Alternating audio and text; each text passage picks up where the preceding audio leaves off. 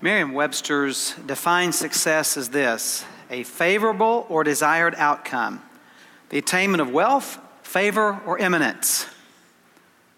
Now this morning, we're going to look in 1 Kings chapter 4 at a man who was successful, very successful. So if you'll turn to 1 Kings chapter 4, I want us to consider several arenas where we can find success.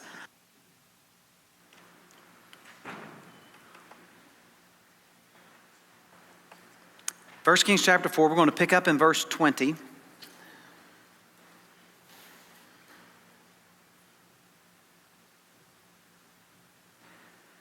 In verses 20 and 21, we're going to see political success. Judah and Israel were as many as the sand by the sea. They ate and drank and were happy. Solomon ruled over all the kingdoms from the Euphrates to the land of the Philistines and to the border of Egypt. They brought tribute and served Solomon all the days of his life. Now notice it says Judah and Israel. Why does it say Judah and Israel if Solomon's the king over all of them? Remember that Jacob was the guy's name. He wrestled with God at the brook Penuel, and his name was changed to Israel. They had 12 sons, one of whom was Judah. And so what we find is, as early as the book of Numbers, this distinction between 10 tribes in the north and 2 tribes in the south. And there's a constant tension between them. So let me give you a map here of what we have. We have Israel to the north and Judah to the south. So I think we got a map here. There we go. And so you'll see the Judah's now. This shows the 12 tribes. So let me see if we can give it a little different map that's got colors so we can see. So the purple, that's Judah. That's actually 2 tribes, Judah and Simeon. Then the other 10 tribes form the northern kingdom of Israel. They were never completely unified. Even though they were part of one country under Saul, David, and Solomon, there continues to be kind of an undercurrent between Israel and Judah. So notice what the text tells us here, that even though they did not agree with each other, they could agree on this: they were pleased with Solomon's rule. Both Judah and Israel were as many as the sand by the sea. They ate and drank and were happy. Now, we don't use the phrase eat, drink, and be happy. We use the phrase be fat and happy. But if you eat enough and drink enough, you'll be fat and happy. And so everything is great. And not only in Judah and Israel, but notice verse 21, the kingdom was expanded under him. Solomon ruled over all the kingdoms from the Euphrates to the land of the Philistines and to the border of Egypt. They brought tribute and served Solomon all the days of his life. Now I got to thinking, it is difficult to be popular with everyone, particularly if you are in politics. So I just got to thinking, do we have presidents who are popular across the board? There have been 12 presidents since World War II. Out of those 12, only 6 of them had an approval rating of 50% or better, meaning that half the presidents since World War II, more people disliked them than liked them. Of the 6 that got to at least 50%, only 3 of them got to 60% or better. Now, about you, 60% may be a majority, but I wouldn't call that overwhelmingly popular. That means 4 out of 10 people still don't like you. Matter of fact, here they are, in case you're curious.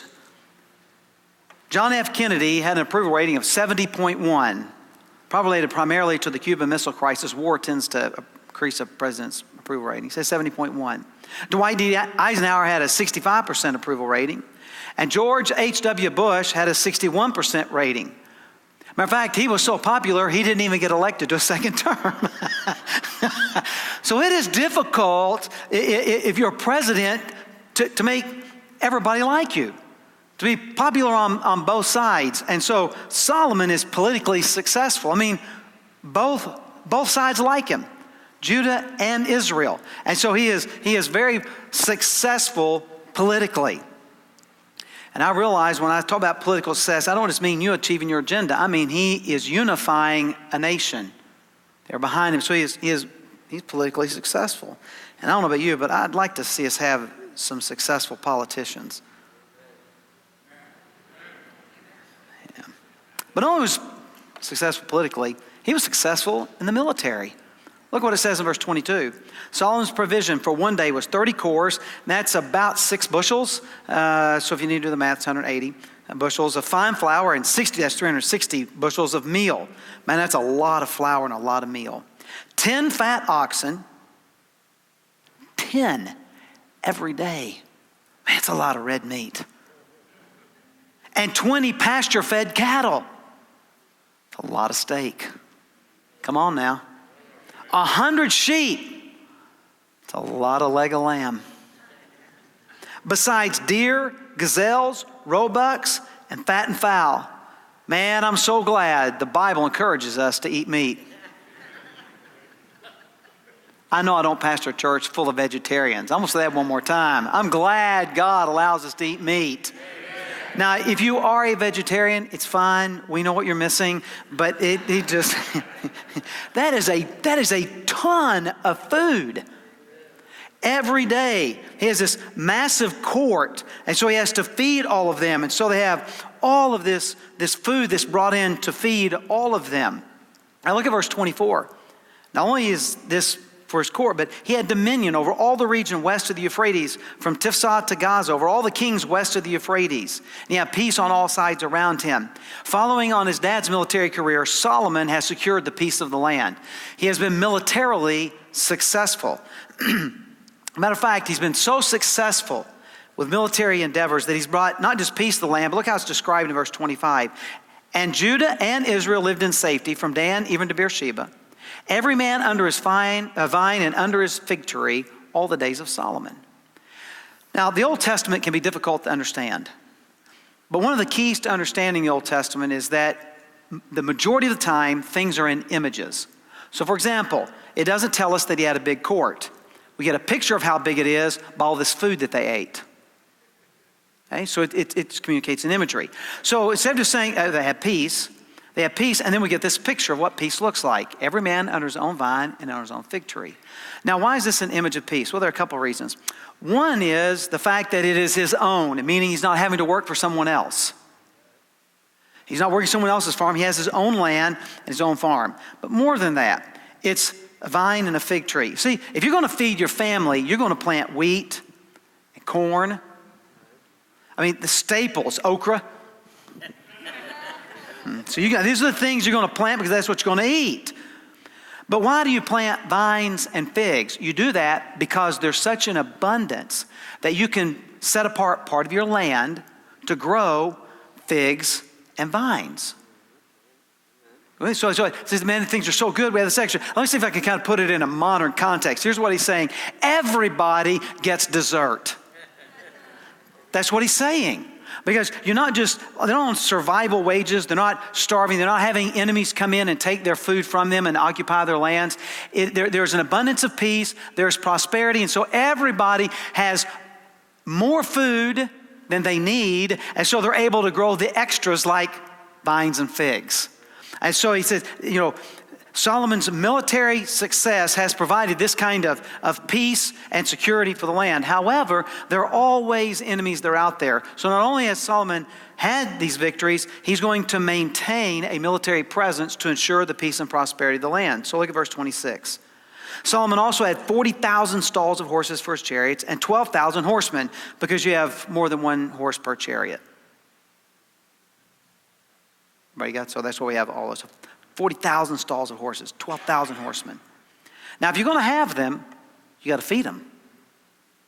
You have to provide for them. So look what verse 27 says. And those officers supplied provisions for King Solomon, for all who came to King Solomon's table, each one in his month. They left nothing be lacking. Barley also, and straw for the horses, and swift steeds they brought to the place where it was required, each according to his duty. And so they have, Solomon has a number, remember we know there are a number of cities that he garrisoned, so that if there was an enemy to come in, they could respond quickly. And they also, by having this large military presence, were able to say, you don't want to mess with us. Now, we've actually uncovered some of these. A number of them we uncovered at the ancient city of Megiddo. So I'll show you a picture here of a couple of them. So this was a horse trough where they would feed them from this trough. And then we got another shot here. And they're just like all the way down the street, just have one after another. Now, to give you some perspective on the size of them, we'll put a human being behind them. And so here's just, you can see there's a row of them. We've got a couple more shots here of me standing by them and leaning in. So these were used to, because you have about 40,000 horses, man, you got to feed them. And you got to feed them. So when they would go to battle, what they would do is you would have usually two people in each chariot, one to drive the chariot and one archer to fire a bow and arrow, and it looks something like this. I'll just let that soak in on you for a minute. And yes, I know who's driving. And so, so Solomon has all of this because he's had the victory and he wants to maintain this kind of peace. You know, it's really fascinating.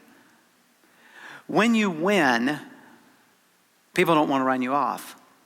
That's why coaches never get fired for winning. Nobody ever gets called in and said, man, you went undefeated. We're going to need to let you go.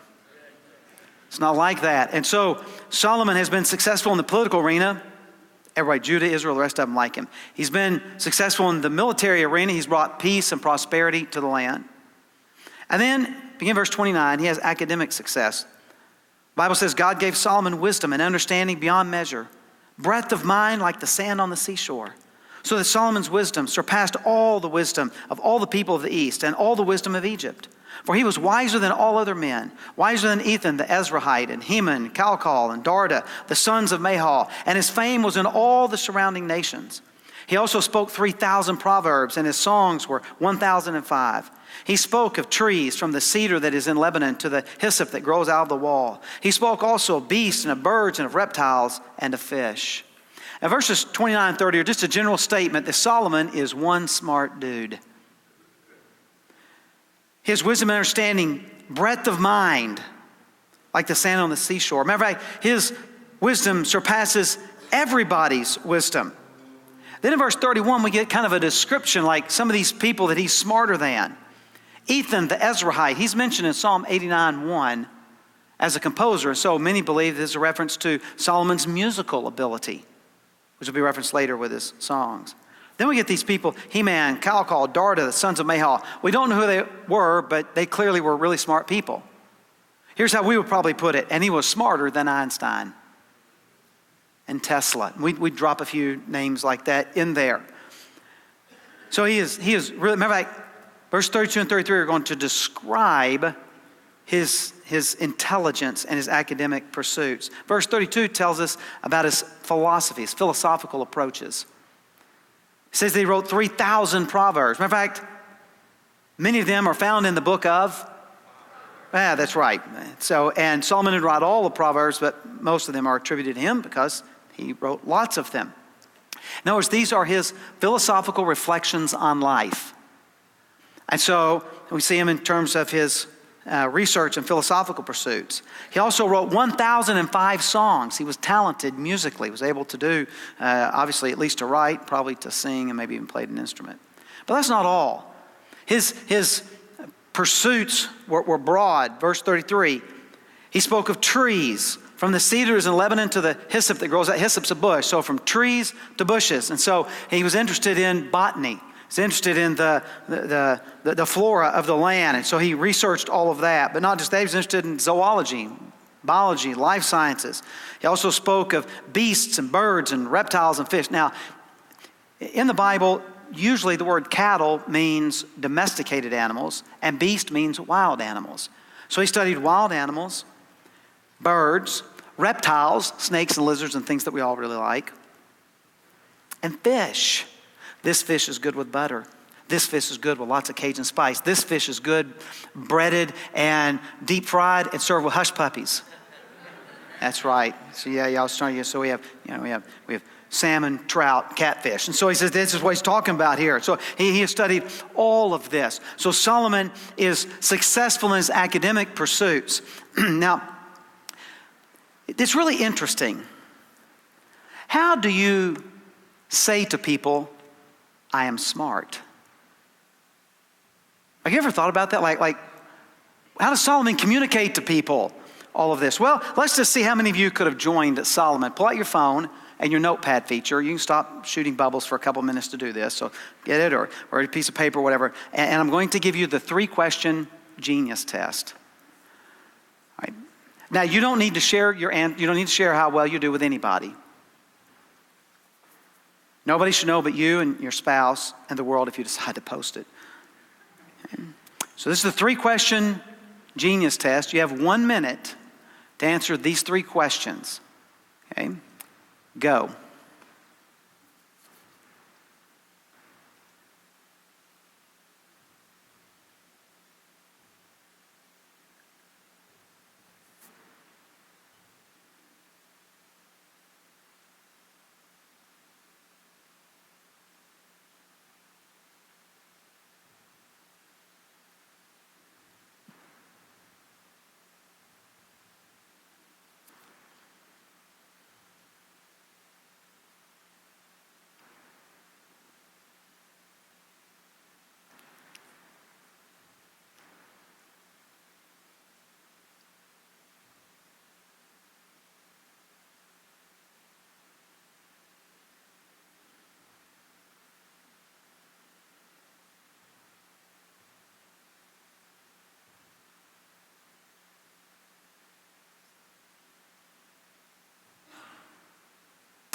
and that's a minute.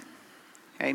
Now, let's just answer. Don't shout out the answer. And when I give you the answer, don't go, yes! Or groan, or we don't need any of that, okay? Sort of thing, because that will lead some of you to stretch the truth.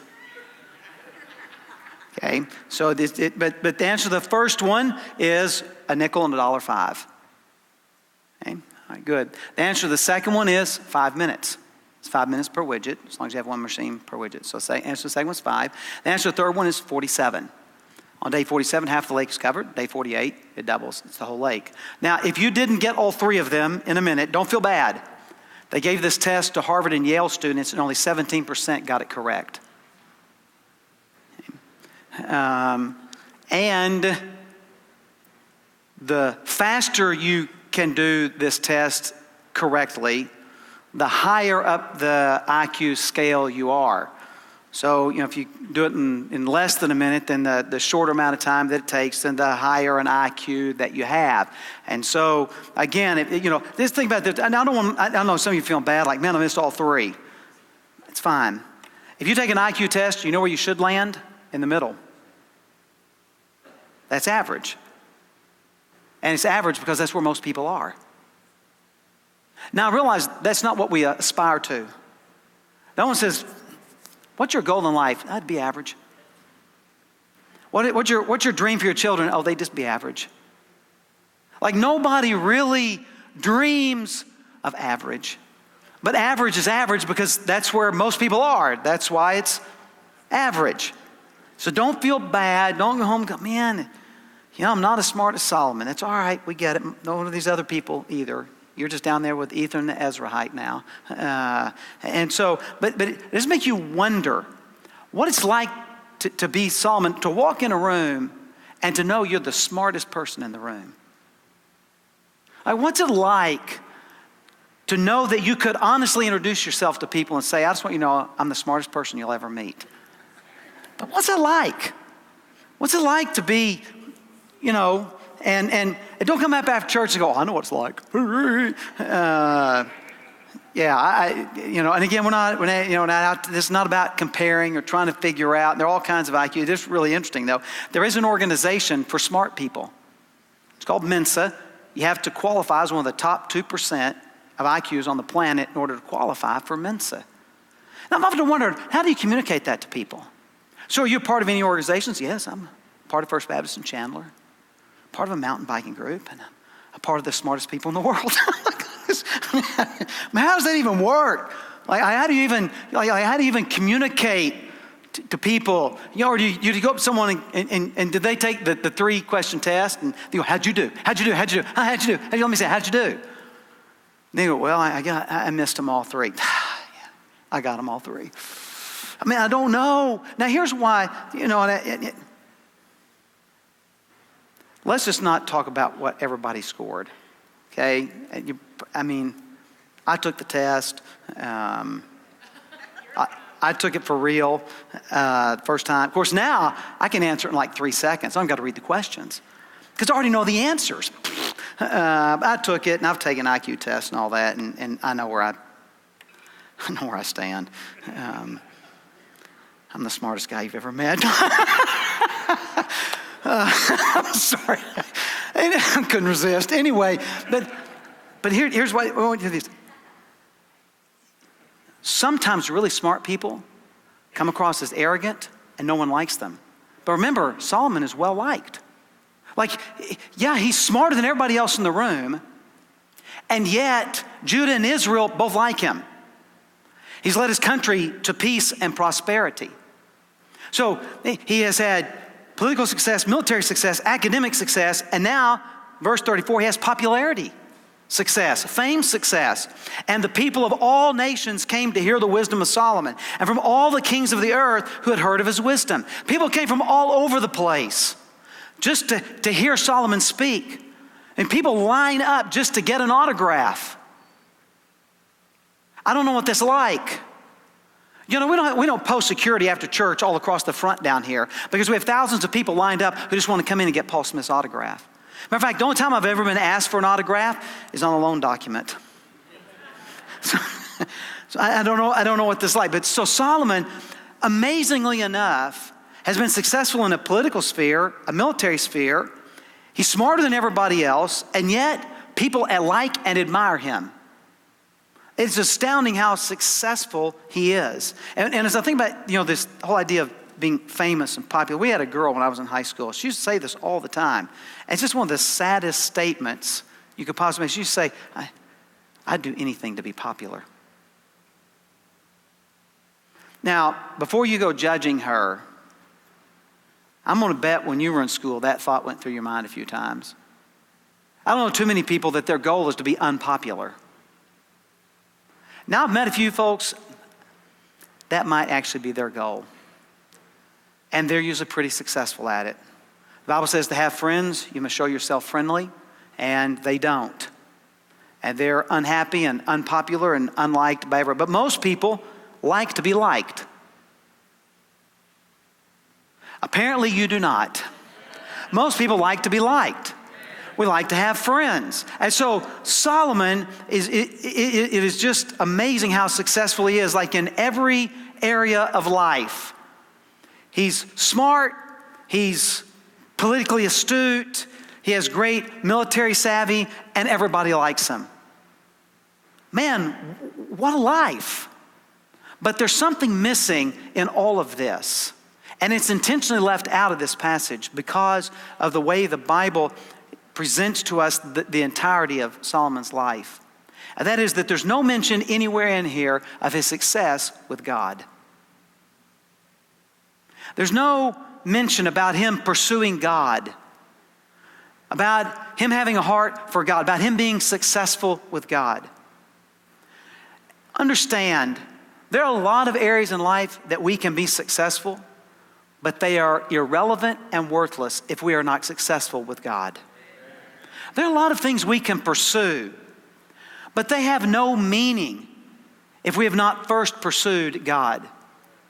But hear me carefully, I'm not saying it's either success with God or success other places in life. We can be successful with God and still be successful in the political arena. Matter of fact, I'd like to see a few of those. We can still be successful with God and be successful in the military arena. We have a number of people in our church who serve in the military, are currently serving in the military, and I believe that one of the deterrents to evil in our world is a strong military. And so, it is okay to be successful in the military. It's certainly okay to be successful academically. Man, you can go to school and get a whole bunch of worthless letters added after the end of your name.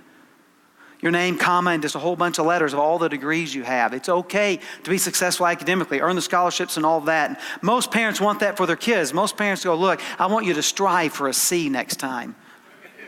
Average, that's my family. I mean, we want to see some success in those areas. And certainly we want to be liked by people. We want to be successful in terms of popularity. But even if you achieve all of those, if you are not right with God, they are empty achievements. They will not satisfy. What makes them meaningful is if first we are successful with God. And so we have a right relationship with God. And so now those things get put into the right place in our life. We become successful in those other areas as people who belong to Jesus Christ. And so if we want to be really successful in life, if we want to find the ultimate pursuit in life, we must know that first and foremost, it is our relationship with God through His Son, Jesus Christ. And then it's okay to be successful in other areas. Sometimes I think Christians think it's like God or everything else. And if you're with God, then you have to be a loser at everything else. That's not biblical. It's okay to find success in other arenas, but that success will not satisfy your soul. Only being right with God will satisfy your soul. And then we'll give meaning to all of those others. And so my prayer for you and for myself is that in all the pursuits that we have in life, in all the places that we seek to be successful, that we would be successful in those. That we would achieve those things that we are pursuing, but that none of them would stand above our pursuit of God. That our desire to know Him intimately and closely, each and every day, reading His Word, spending time with Him in prayer, focused time of worship and fellowship with our Creator. That is the only thing that will satisfy your soul. That's the only thing that will bring real success in life. And when we have that, then it puts everything else into its right perspective. We want it to be successful, but I want us to be successful where it counts for eternity first.